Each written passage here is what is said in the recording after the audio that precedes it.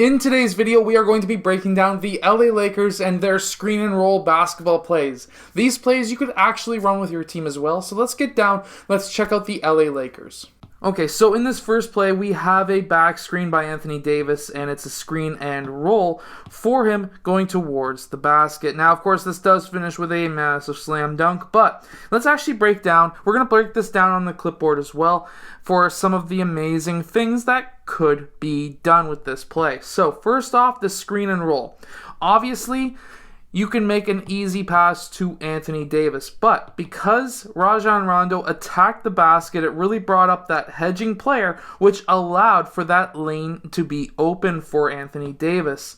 Now, if this player was to come down and play some help defense, or this player was to come over and play some help defense, we actually have two players set up on this side and one player on the weak side. This is actually a very good strategy, and the reason for this is because, of course, if this player was to pop down, we can have the pass over to this player. If this player was to come up and play defense to try and stop that three-point shot from happening, we can make an extra pass down towards the corner. A secondary option that pops up for us is if we get that ball to Anthony Davis, and Anthony Davis was to get that ball, let's say this player came in for help defense or this player, then if he was to get that ball, he could kick it out to one of those two corner players. He could even receive this ball and kick it out to the wing player as well if this player wasn't playing so high. Or if Rajon Rondo was to pop out to bring that player out as well, this could be an easy pass too. So there are reasons as to why we have these two players set up on this side. So basically what we are doing on the clipboard is this would be a slight back screen, and player 1 would be attacking the basket. Player 5 is going to hedge, and then what we're going to have is player 5 rolling towards that basket. Now our number one option is obviously to get that ball to Anthony Davis, who is cutting towards the rim, but if we were to have player 4 pop down to try and persuade that from not happening, we can have a kick out for a 3. If player 2 was to recover up, this would be an extra pass. And of course, that would be a great option. We could even have, if everyone stayed tight here. So let's say, for example, everyone stayed tight, we had that hedge. And then we have the double team up top. We have player 4 staying tight, and then we have player 2 coming over to play help defense.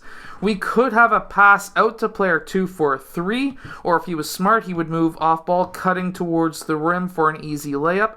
But basically, there is a reason why these two players are out on that side. Now, in this next play, Anthony Davis did start with the ball, and he kicked it out or up towards the point, as we see here.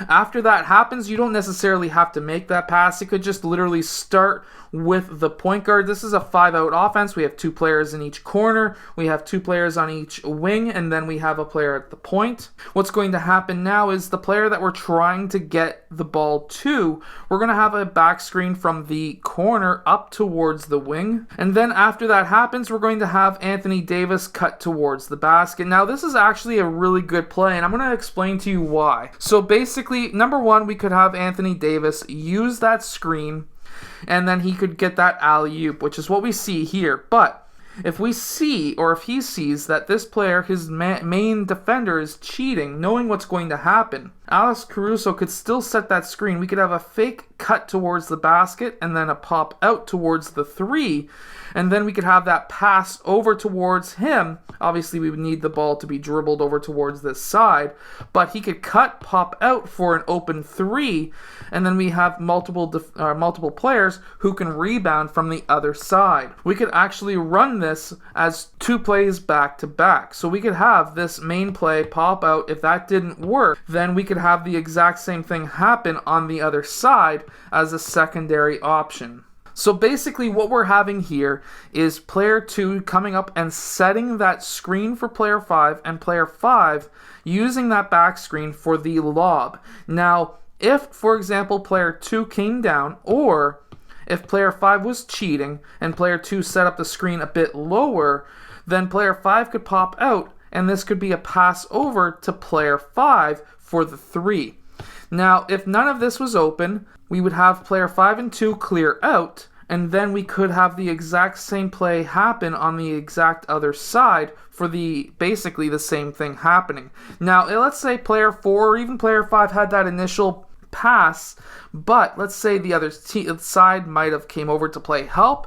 Then we can have that kick out for a 3, or always thinking moving off ball, player 2 could be cutting at the same time for the layup or the dunk. There is so many different options that we can have with this single basketball play. Make sure to go check out my 5-out complete guide down in the description below, especially if you're a coach who wants to incorporate the 5-out basketball offense. I hope that this video has helped you win more games. If it has, hit that like button, subscribe, check out all of the equipment that I use down in the description as well, and I'll see you guys again next time.